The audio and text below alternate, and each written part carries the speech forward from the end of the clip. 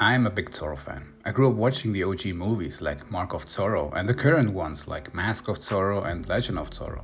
I read the books and the comics and watch the best anime of all time, Kiketsu Zorro. So when I heard that Zorro got resurrected, I was totally hyped. Well, only till I saw this. My first reaction was, Look how they massacred my boy. but the game looked decent and not so bad, so I wanted to give it a try. In this review, I'm gonna answer the question if Zorro the Chronicles is worth it.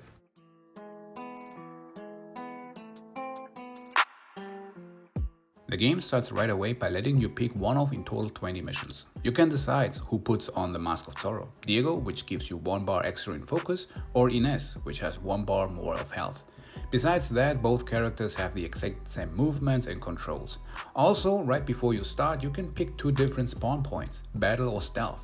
Goal of each level is to find and steal or sabotage certain objectives. Side objectives like throwing various posters, finding bonus rounds adds a little bit more variation. The combat in Zorro is very simple. You can attack with square, stun with triangle, dodge with X, and parry with circle. With parries, you can use the environment and let soldiers run against it. That can be, for example, walls or even his own fellow soldier. By attacking and successfully parrying, your focus meter will rise. As soon as 1 bar is full, Zorro can perform with L2 the Super KO, which will instant KO your enemy. By collecting Zorro points, you can upgrade some skills, like the ability to throw back dynamite from enemies and more. If the battle is getting out of hand, you can escape in higher grounds. There you can perform also an instant KO when enemies are unaware of your presence. It doesn't really matter if you decide to take down soldiers stealthy or go full combat mode, Zorro always adds a little humor. Some of the sequences look actually good and are funny. There are different enemy types like the shield guys, which requires to jump over them and attack from behind, rifleman, knight with spears, and more.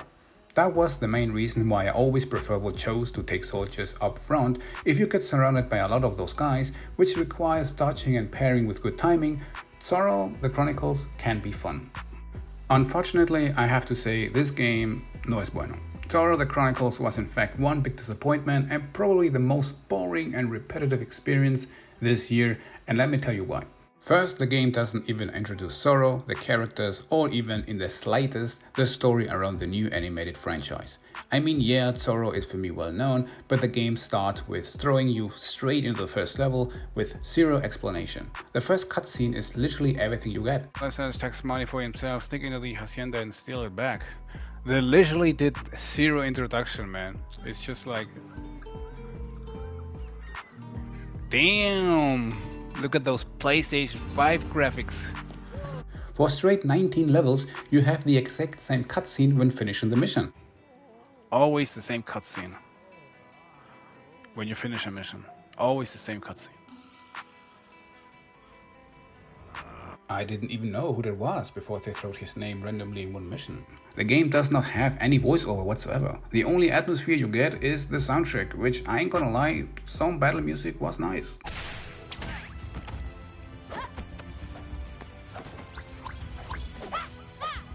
You can play stealthy, but every takedown looks the same. I understand that the game wanted to add humor, but this is absolutely not fun.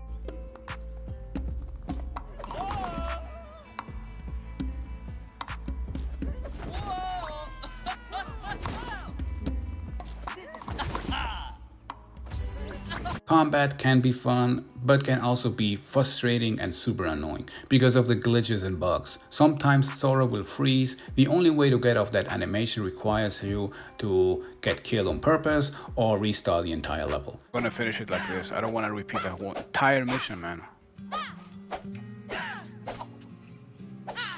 20 minutes later. Oh no, there's like gunmen over there. Let me try to go around.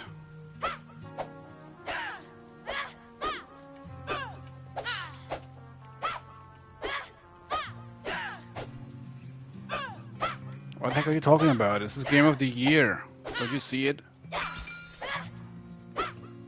Most of the time when performing a super KO, the camera will go crazy and leave you without orientation, which in many cases ends with soldiers hitting you. I think everyone is aware that the game has not any great graphics, but the game seems to look way worse when playing, and I played on PlayStation 5. Don't even dare to ask me if this game has a performance enhancement mode on next-gen consoles. The only enhancement will be your blood pressure when playing the final level, which will instant kill you for no reason.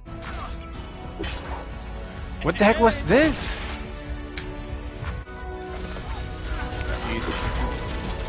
Look at this bullshit, man. What is going on?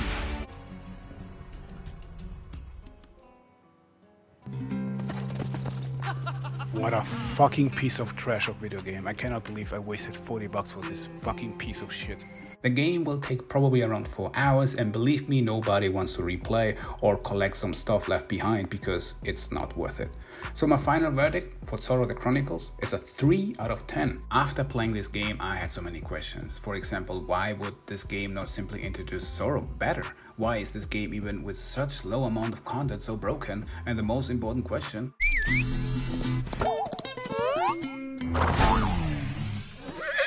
how is this horse even up here?